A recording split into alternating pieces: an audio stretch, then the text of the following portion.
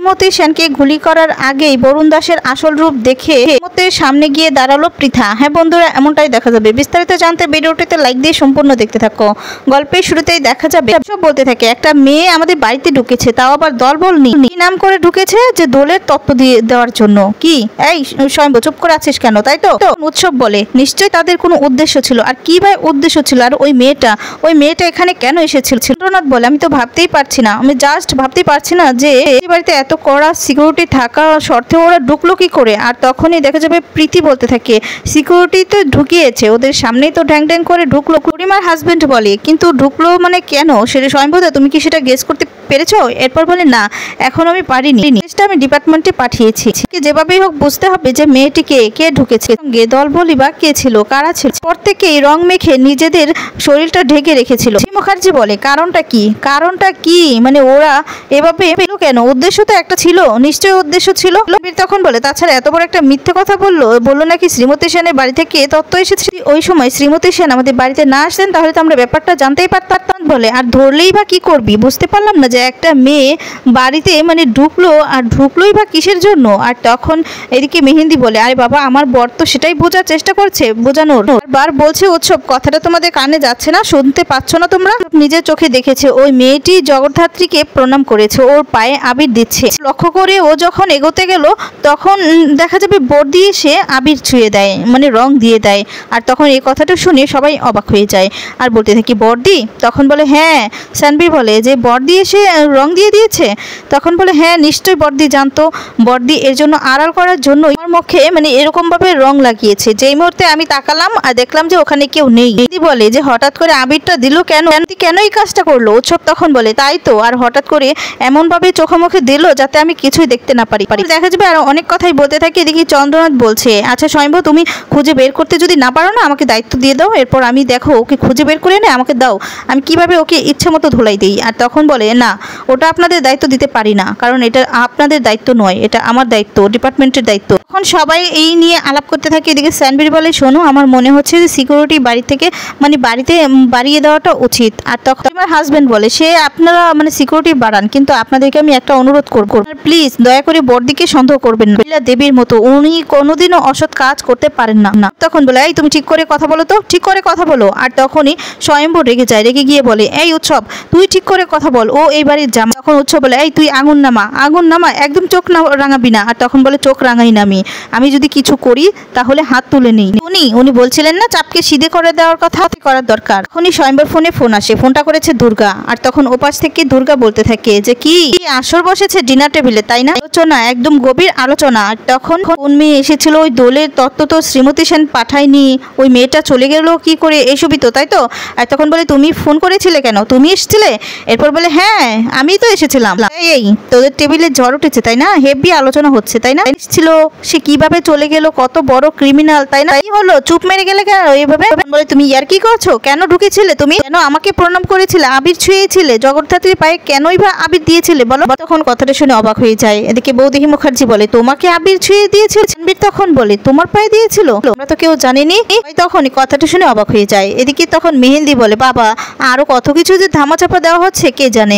তখন এদিকে দুর্গা বলে কি ওই ফুলকুমারী মানে ওই যে একবারে ফুলটুসি ওটা কথা বলছে তাই না? দুর্গা বলে ওই ফুলটুসিটাকে এমন দেবো না, পঞ্চর বাপ বানিয়ে দিব ওটাকে। আর তখন বলে পঞ্চর বাপ মানে আরে বাবা ওসব আপনি বুঝবেন না, ঘটে ওসব ঢুকবে না, হচ্ছে এই যুগের ল্যাঙ্গুয়েজ, বুঝতে পেরেছেন? সতর্ক হন আর সিকিউরিটি বাড়িয়ে দিন। আর ওই যে শ্রীমতী সেন ওর কিন্তু লাইফ রিস্ক আছে, বুঝতে পেরেছেন? তখন বলে তুমি কি বলছো, তোমার কাছে কি প্রমাণ আছে?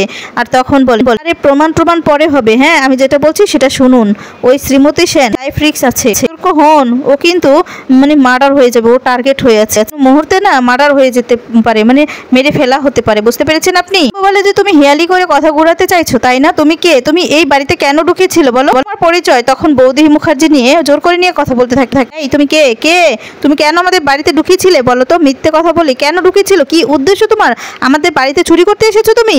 আর তখন বলে এই ছেঁচড়া, বলে এই কি, এরপর বলে হ্যাঁ চুরি না আমি করি না, বুঝেছো, এই ছেঁচড়ামিও আমি করি না, এটা হচ্ছে আপনারা করেন, নিজেদের বাড়িতে কিন্তু নিজেরাই আপনারাই হাত বাড়ান। আর তখন বলে আমাদের সিন্ধুকে আমরাই হাত বাড়াই? তখন বলে হ্যাঁ, তা নয় তো কি, আপনার ছেলে ওই যে কংসু কাকাটা তার বাপের টাকা কি কম ফুরিয়েছে নাকি, কম খেয়েছে নাকি? বৌদি বলে কংসু? কে কংসু? আর তখন বলে আপনার ছেলে ওই যে উৎসব মুখার্জি আর তার বউ, যে আপনার ছেলের বউ ফুলটুসি, ওরা কি কোম্পানিকে মানে কোম্পানি থেকে কম টাকা সরিয়েছে নাকি? আমাকে জোর গলা দেখাচ্ছে। হ্যাঁ, তো বৌদি মুখার্জি খুব রেগে যায়। বৌদি মুখার্জিকে আরো নানান কথা বলতে থাকে দুর্গা। আর তারপর দেখা যাবে মেহেন্দি ফোন করে নেয়, মেহেন্দিকেও নানান কথা বলতে থাকে। এরপর উৎসব কেড়ে নেয় আর তারপর চন্দ্রনাথ কেড়ে নেয়।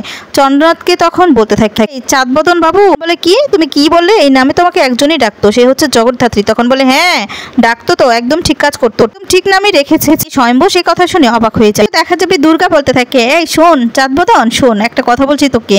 কথাটা শুনেই তো চাঁদবদন রেগে যায় আর রেগে গিয়ে বলতে থাকে যে কি আমাকে তুই করে কথা বলছিস? আর তখন সবাইকে এই কথাটা বলে।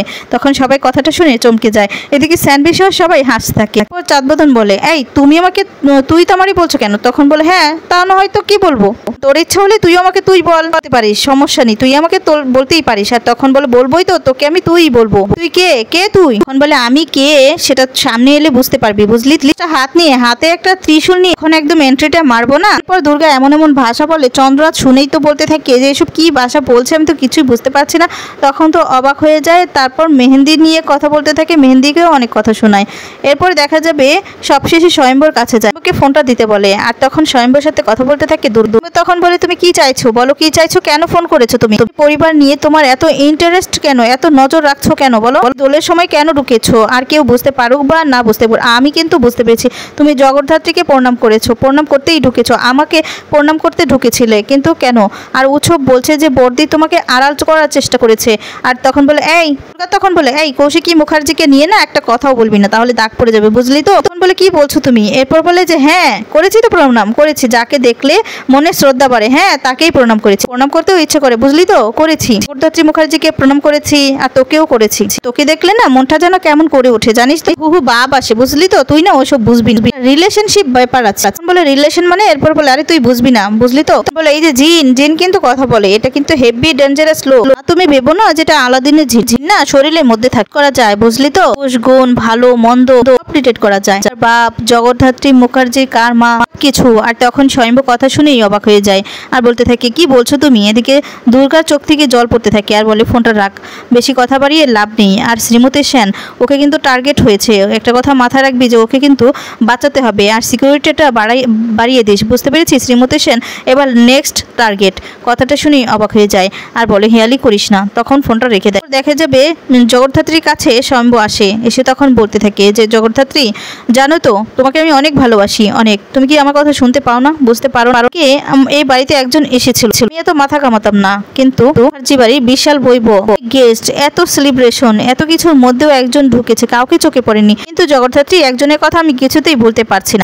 তুমি কি তাকে দেখেছো? আমাকে প্রণাম করেছে, তোমাকে প্রণাম করেছে, আর আমাকে যখন প্রণাম করেছে না আমি অন্যমনস্ক ছিলাম, আমি খেয়াল করতে পারিনি। সে যখন চলে যায় তখন আমি খেয়াল করলাম যে আমার পায়ে আবির, আমাকে আবির দিয়ে ও প্রণাম করেছে, আমি তখন বুঝিনি যে কে করেছে। এরপর সবটা জানতে পারলাম, উনি হয়ে খুঁজি যে কে ঢুকেছিল ওই বাড়িতে। তুমি কি চিনো জগদ্ধাত্রী? তোমার মানে সামনেও তো এসেছিল, তুমিও তো ওকে দেখেছো, কিন্তু বলো না তুমি কি কোনোদিনও কথা বলতে পারবে না?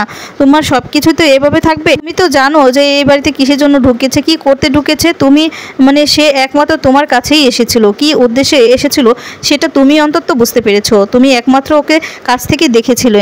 বলো না তুমি কি কথা বলবে না? তোমার পা স্পর্শ করেছো, পায়ে আবির দিয়েছিল, তুমি কেন বুঝতে পারছো না জগদ্ধাত্রী? তুমি কথা বলো না। এই বলে কাঁদতে থাকে আর বলে সে কে ছিল, তুমি তাকে চেনো, তুমি তাকে জানো, তুমি জগদ্ধাত্রী কথা বলছো না কেন? আমার কথা তুমি বুঝতে পারছো? তোমার মস্তিষ্ক কি একটু বুঝতে পারছে না, দেখতে পায় না? সমস্ত বলতে লাগে। হঠাৎ করে দেখা যাবে জগদ্ধাত্রীর চোখের পলক ফালায় আর তখন বলে এই তো তুমি চোখে পলক ফালিয়েছো, মানে তুমি আমার কথা শুনতে পারছো, আমাকে রেসপন্স করছো, তাই তো? কিন্তু আমি কাউকে বললে এই কথাটা কেউ বুঝতে পারে না, কেউ না। তখন বলে যে তুমি তার মানে বুঝতে পেরেছো যে কে এসেছিল, তোমাকে প্রণাম করেছিল।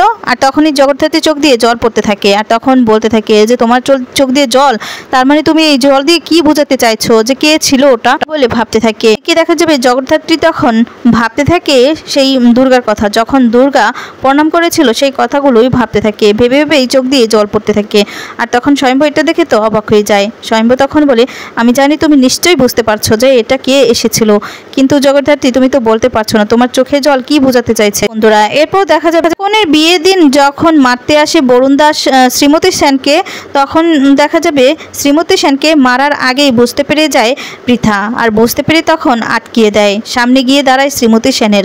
অবাক হয়ে যায় বরুণ দাস। তো বন্ধুরা এবার যদি এমনটাই হয় তাহলে তোমাদের কেমন লাগবে কমেন্টস করে তোমাদের মতামত জানিয়ে দাও। পরবর্তী আপডেট পেতে চ্যানেলটি সাবস্ক্রাইব করো। ধন্যবাদ।